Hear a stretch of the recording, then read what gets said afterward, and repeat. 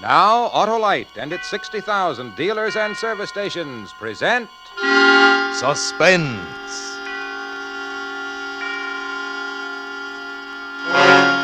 Tonight, Autolite brings you Gregory Peck in Michael Vanning's Murder Through the Looking Glass, a suspense play produced and directed by Anton M. Leader. Friends, even a camel can't compete with an Autolite Stay Full battery because an Autolite Stay Full battery needs water only 3 times a year in normal car use. Yes, sir, that dandy, dynamic, dependable Autolite Stay Full battery has extra plates, too, for extra power, protected by fiberglass insulation for longer life and stronger life. Did I say longer life? Well, I meant it. An Autolite Stay Full battery has almost double the life of an ordinary battery. Why, in tests conducted, according to the Society of Automotive Engineers of Life Cycle Standards, Autolite Stay Full batteries give 70% longer average life than batteries without Stay Full features. So get wise, get Autolite. Remember, you're right with Autolite.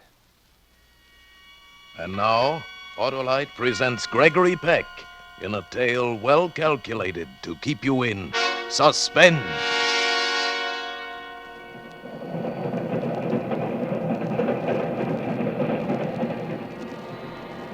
The sound was a dull, monotonous roar in my ears, and I listened, wondering if it were real or part of a dream.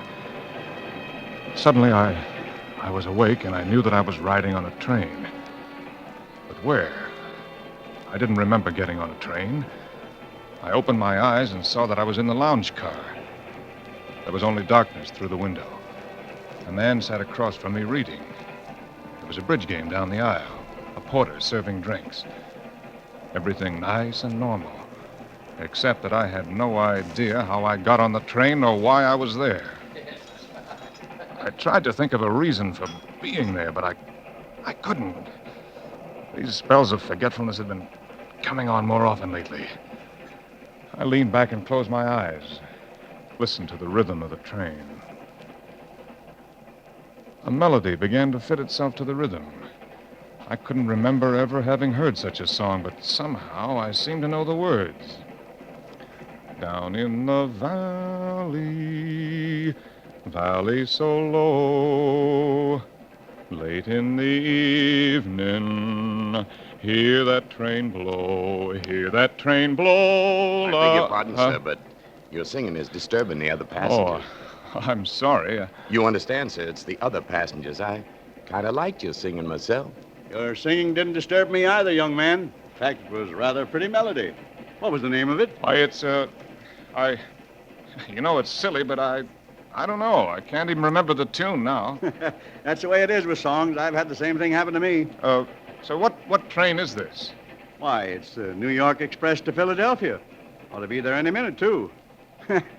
You must have been on some party if it lasted all day. Or what time is it? 7 o'clock. P.M., that is. Yes, sir. It must have been pretty drunk out where you were. I think he said something else after that, but I wasn't listening then. I noticed that I was wearing a brown topcoat. It wasn't mine. Maybe I'd accidentally exchanged coats with someone. If I couldn't remember it, it must have been that kind of a party. If so, I felt for my wallet. It was there. I opened it to see if I had any money left, and my eye was caught by the driver's license made out to John Blake. In another pocket of the wallet, there were engraved cards reading John Blake Insurance. I wasn't John Blake. I was Jeffrey Bruno, a writer. I couldn't even drive a car. I didn't know anything about insurance. I'd never heard of a John Blake, but here was his identification in my wallet. What's the matter, young fellow? Are you ill? The man across from me said something, but I didn't hear what it was. I looked through the other pockets. There was a bank book showing that John Blake had a bank balance of $647.55. My balance had never been higher than $15. There was a letter, a bill for shirts, addressed to John Blake at an address I never heard of before. There was a moment there, a few crazy seconds, when I wondered if I really was John Blake. No, I couldn't be. I knew I was Jeffrey Bruno, who lived at a 2-room apartment in Greenwich Village and wrote mystery stories for a living. I knew who I was. Broad Street Station. Broad Street Station. Well, here we are. Or are you going on downtown? Well, Say, I could get a train back to New York here, couldn't I? Sure, right across on the other platform. That must have been some party. X-ray, read all about the murder. I had to get back to New York and straighten out this business about John Blake's coat and identification. Whoever he was, might even be thinking I'd stolen them. Besides, I wanted to find out where I'd been the night before and all day, and why I'd awakened on a train to Philadelphia. And then just as I got up from the seat, I glanced out of the window. The newsboy was holding up a newspaper. Across the top was the big headline. Killer Blake escaped. Blake. And just below it, there was a picture of me.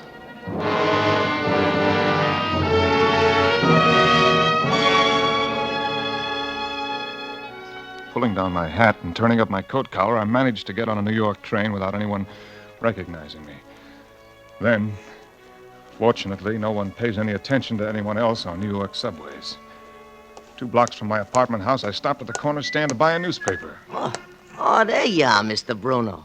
Haven't seen you around for a couple days. Yeah, I've been busy.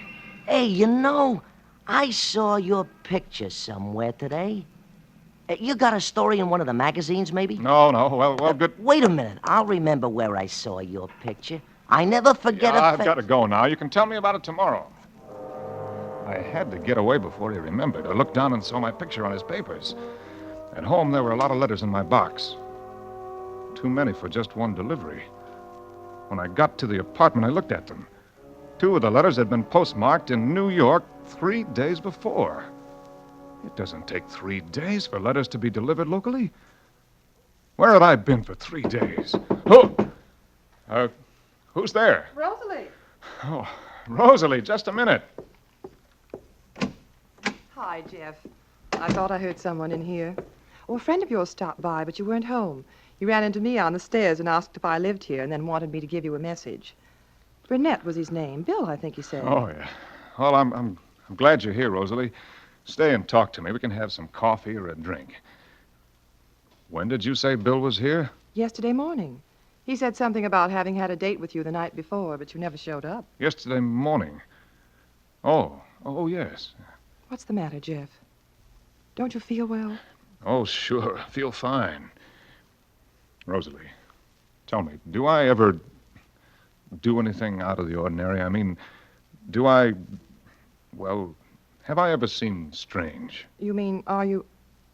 Well, you've always seemed very sane to me, if that's what you mean.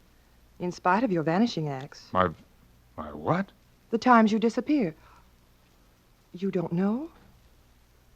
I'm sorry. Let me finish it for you. You mean the days when I've awakened thinking it was Tuesday, only it'd turn out to be Thursday. You mean I'd disappear for a couple of days, go somewhere else, become somebody else? Oh, I wouldn't have said anything, Jeff, but... Well, then why don't I remember?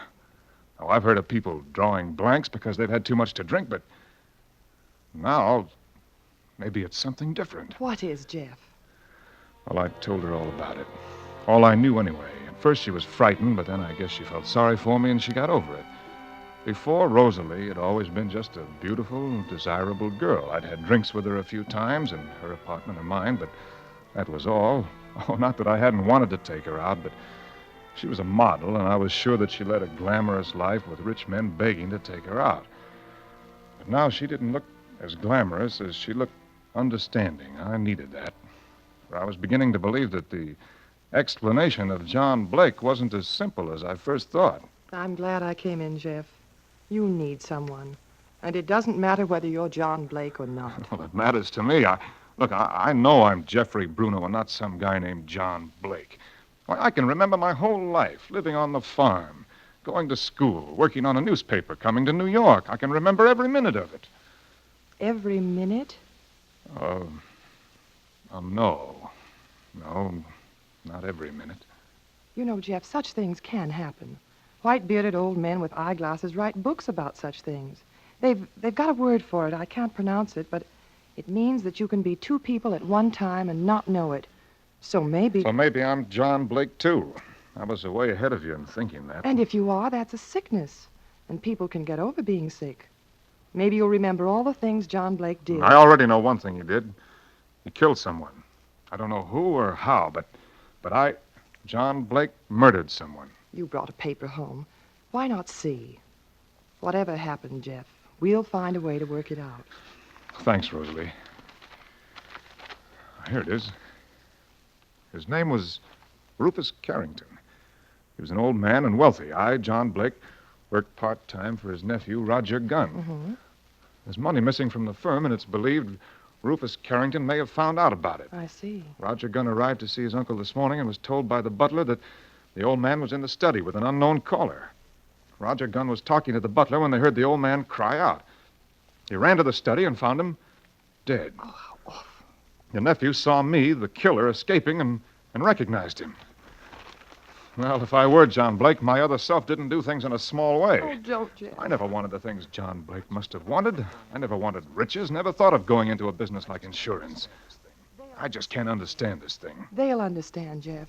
They have people who understand things like that. Rosalie, whatever happens, will you promise me that if you don't like Jeffrey Bruno, you'll like John Blake? But like one of us. It doesn't matter which one it is. I like you. Whichever one of them you are. You see, Rosalie, I'm innocent, even if John Blake isn't. I haven't murdered anyone. It was another part of me. But if I try to run away, they'll find me. They'll hurt me for what John Blake did. Where can I go? What can I do? You can go to the police and tell them the whole truth. Because, you see, they can't do anything to you. You're not responsible for what you did as John Blake. Yeah, maybe you're right. There's no point in running. Look, I know I have no right to ask it, but would you go with me, Rosalie? Of course I will, Jeff. It's like being haunted, knowing that somewhere inside of me there's another man, never knowing when I'll be him. Say, what if I turn into John Blake before we even get to the police?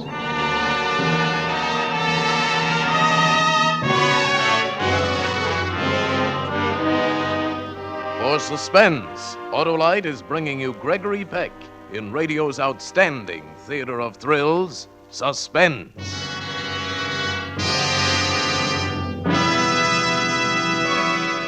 Say, Hap, the sound man and I have cooked up our own suspense show. Yeah, well, let's hear it. All right. Our hero, Jim Brown, is in a frantic rush to get to his office. He leaps into his car, tries to start it.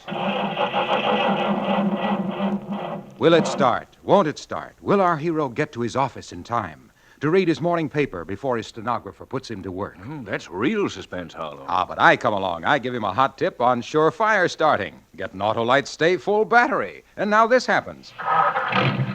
There, you see what I mean? That Autolite Stay Full battery takes the suspense out of starting and puts it on CBS. Why, an Autolite Stay Full battery needs water only 3 times a year in normal car use. That liberal liquid libation practically eliminates one of the major causes of battery failure. Imagine an Autolite Stay Full battery needs water only 3 times a year in normal car use. An Autolite Stay Full battery has extra plates, too, for extra power. And fiberglass insulation adds months to the life of a battery. Money can't buy a better battery. So switch to Autolite.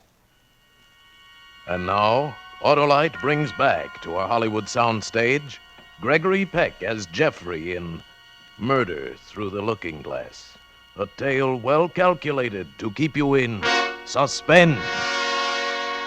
Rosalie was right. I thought about it as we walked down the stairs. Well, they'd know what to do with a case like mine. They know that Jeffrey Bruno wasn't responsible for what John Blake did. Of course, they'd lock me up for my own good, and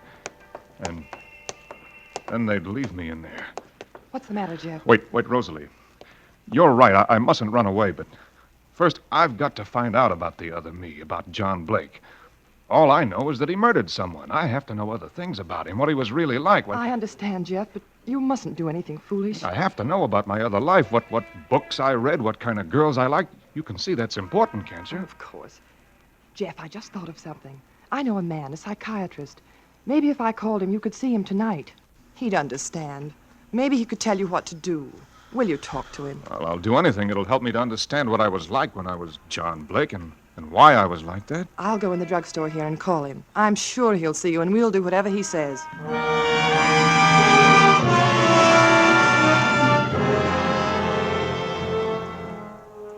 Now, Mr. Bruno, you say there have been many times when you haven't remembered what happened for days? Oh, not many. A few times. It only happened after I'd been drinking, and I thought that's all it was. Until this. I see. It's a very interesting case. Well, what is it, Doctor? I've done some reading on psychiatry, and it sounds... Is it split personality? Schizophrenia? Yes, it's very possible. For instance, subconsciously, you might have had a desire for things which consciously you'd convinced yourself were bad. That desire became so great that you created John Blake, so you could satisfy it without compromising Jeffrey Bruno. But wouldn't I be partly aware of wanting those things? Isn't it possible that I'm not John Blake, that all of this is something else? I'll let you answer that yourself, Mr. Bruno. Well, how can I? If I could answer it, I wouldn't be here. Mr. Bruno, do you honestly believe that there is a real person named John Blake, a person who looks exactly like you, a person whose coat and identification came accidentally into your possession? No, I guess I don't, but there must be another explanation. Well, the alternative would be to believe that someone is framing you. Do you believe that someone drugged you several times, so there'd be days you couldn't account for? That someone forged the papers of John Blake and planted them on you? Can you believe that someone planned to commit this murder months ago, rented an apartment in the name of John Blake, filled it with clothing in your size, put your photograph in the apartment? No, but... According to the newspaper story, the nephew of the murder victim was the only man to identify your picture. Therefore, he would have to have been the one to frame you. Well, this would imply that this Roger Gunn knew you and you knew him. Do you? No, I don't remember. Well, then can you believe that he was able to drug you, to know your clothes size, to get a photograph of you? I guess not. Besides, if he framed you, that implies he is the murderer. But that can't be, because according to the butler, the nephew was with him at the time the murder took place. You see, Mr. Bruno? I see. Well, what can I do, Doctor? Well, if this were not a murder case, the answer would be a simple one. I'd undertake to treat you. But as it is, I'm afraid I must suggest that you go to the police. Yeah, I suppose you're right. I'm sorry I wasn't able to help you, young man. If you'd only come to me sooner. Jeff, can you help him, Doctor? Under the circumstances, it's too late for me to do anything directly. I've advised Mr. Bruno to go to the police. Come on, Jeff. I'll go with you. All right. Oh, thank you, Doctor. Oh, not at all. Sorry, I can't do more. Good night. Good night. Good night. I'm sorry, Jeff, but they'll have to believe you. They can't make you suffer for what John Blake did. And then, when you're well... When I'm well? What? We'll see. Rosalie, there's one more thing I want to do before I go to the police. I want to see the apartment where I lived when I was John Blake. I still don't know what I was like when I was being him. Maybe if I can only see how I lived, it'll give me a clue.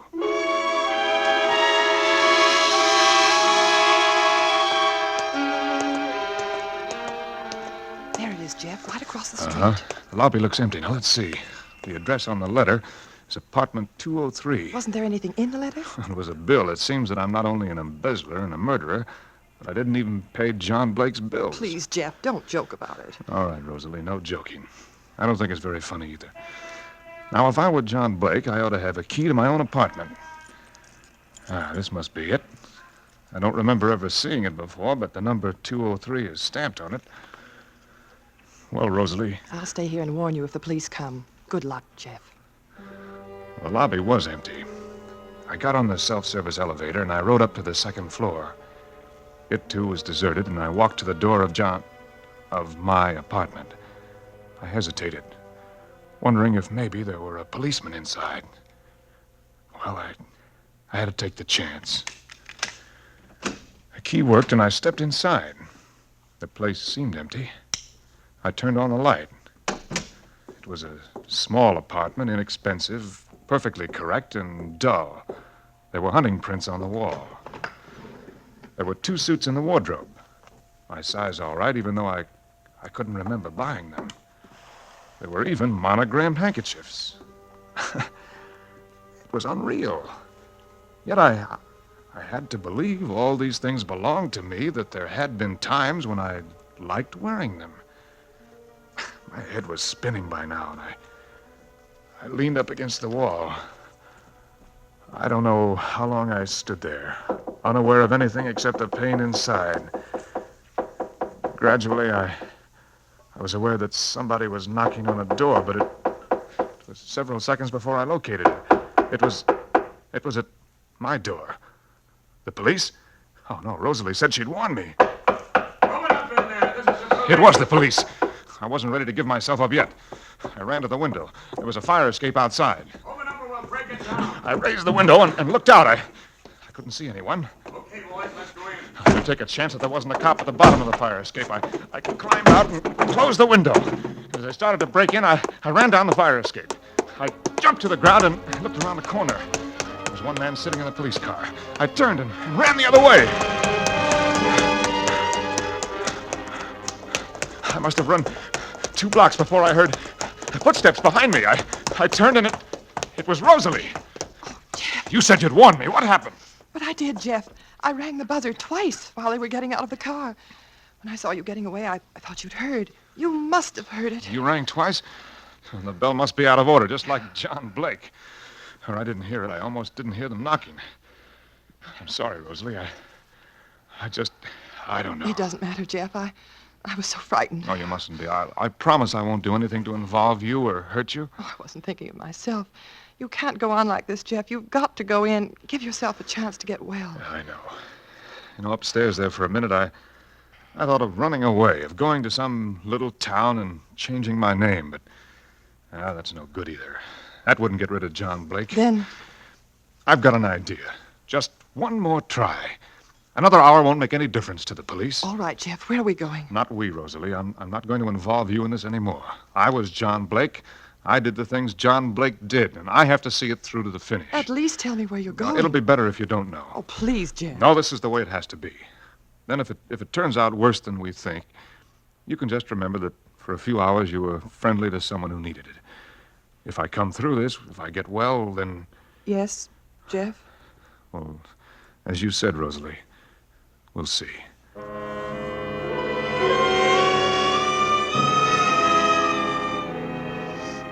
I put her in a cab and gave the driver the address in the village. Then I went to the place where I was afraid to go. Yet it was the one place I had to go. Yes, sir? Well, aren't you Mr. Carrington's butler? Yes, sir. Clark is the name, sir. I was in Mr. Carrington's service for 40 years. But why do you ask? Well, don't you recognize me? I don't believe so, sir. Of course, there were so many of you here today from the newspapers. But I was here even earlier. I'm John Blake. Oh, then you're the gentleman who murdered Mr. Carrington, according to the newspapers. Well, why do you say according to the newspapers? I don't believe you killed Mr. Carrington, sir. You don't? Why not? Why, he didn't even know you, sir. Well, maybe he only got acquainted with me this morning when I came to kill him. If he had made an appointment with you, sir, I would have known. But didn't you let me in to see him? Oh, no, sir. He answered the door himself when his visitor arrived. I see. Is Mr. Carrington's nephew here? Mr. Gunn? Yes, sir. But he left word not to be disturbed. He did he? Clark, did Mr. Carrington have a gun? Yes, sir. Would you trust me with it if it might help catch the murderer? I guarantee it'll catch him. Won't you step in? Thank you. I was very fond of Mr. Carrington, sir. He kept the gun here in the hall near the door. Oh, here it is, sir. I'm an old man myself, and perhaps I'm foolish to even... Now, don't you worry. Just take me to see Mr. Gunn. Oh, but I can't do that, sir. Clark! Oh, pardon me, sir. Yes, Mr. Gunn? Who are you talking to, Clark? Is that the attorney? No, sir. It's a young... Wait a minute. I know that voice. I'm sorry, Clark. Who the devil... You? Yes, me, Mr. Gunn, or should I say Dr. Gunn? Clark, leave the room. Yes, sir. Well, this is all a terrible mistake. You bet it is. And I want to hear why the nephew of the man I'm supposed to have murdered is also the psychiatrist who convinced me I was crazy and ought to surrender to the police. Well, Don't move. Don't point that gun at me, please. I'm expecting a phone call from the attorney about the will. And then I'm sure we can straighten this thing out. I'll give you money. We'll straighten it out now without money. You killed your uncle, didn't you? No. I was with Clark. He can tell you. Don't answer that. Clark will answer it then, on the extension. And he knows I'm Then here. let Clark answer it. But I'm going to get the truth out of you before you have a chance to talk to anyone. I meant you no harm. Not much. You just wanted me to take your seat in the electric chair. You told me the whole thing when you were posing as the psychiatrist, didn't you? You told me the truth, making me think it couldn't have been like that. The only thing you didn't tell me was about the person who killed your uncle and helped frame me. I beg your pardon, sir, but it's an urgent call. Don't move, Gunn. If it's so urgent, I'll take it for you. Yes? Roger, I'm calling you from our usual place. He hasn't gone to the police yet. Roger, are you there? Yes. I can't talk now. The attorney's here. Wait, Roger. I think he's on his way over there. Be careful. All right. You don't sound right. Are you getting frightened again? After all we've done so far, you've got to keep your nerve up. I'm coming over, Roger. Good. I'll be there in 5 minutes. Stall him when he arrives. Goodbye, Roger. Goodbye, Rosalie. Clark. Yes, sir? You were right before. Mr. Carrington opened the door this morning for a beautiful young lady after a date had been made by Mr. Roger Gunn here. I told him she was blackmailing me, and I wanted him to see her because he'd had experience handling that sort of thing. But I swear Rosalie didn't tell me she was going to kill... Never mind. Clark, call the police. Tell them by the time they arrive, the murderer of Mr. Carrington will be here waiting for them.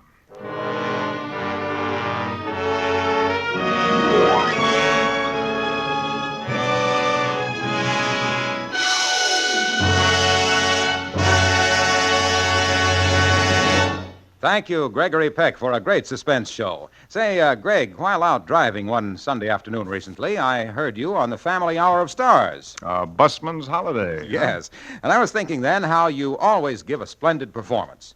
Just like a stay-full battery. A battery I'm being compared to now. Well, not just a battery, Greg, but Autolite stay-full batteries. They're as tops in their field as you are in yours. Well, then you can just call me Stay Full Peck from now on. Tell me more.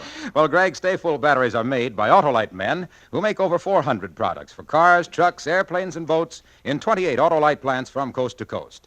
Yes, sir, and Autolite also makes complete electrical systems for many makes of America's finest cars. Spark plugs, generators, starting motors, coils, distributors. All ignition engineered to fit together perfectly, work together perfectly, because they're a perfect team. So, folks, don't accept electrical parts that are supposed to be just as good. Ask for and insist on Autolite, original factory parts, at your neighborhood service station, car dealer, garage, or repair shop. Remember, you're right with Autolite.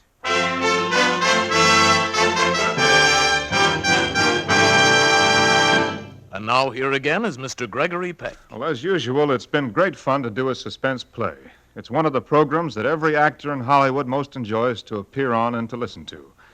For instance, I wouldn't miss next week's show when Pat O'Brien stars in a really outstanding story, Dead Earnest, another gripping study in...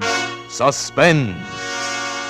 Gregory Peck can currently be seen starring in the 20th Century Fox production Yellow Sky. Tonight's suspense story was by Michael Venning, whose books have also been written under the more familiar name of Craig Rice.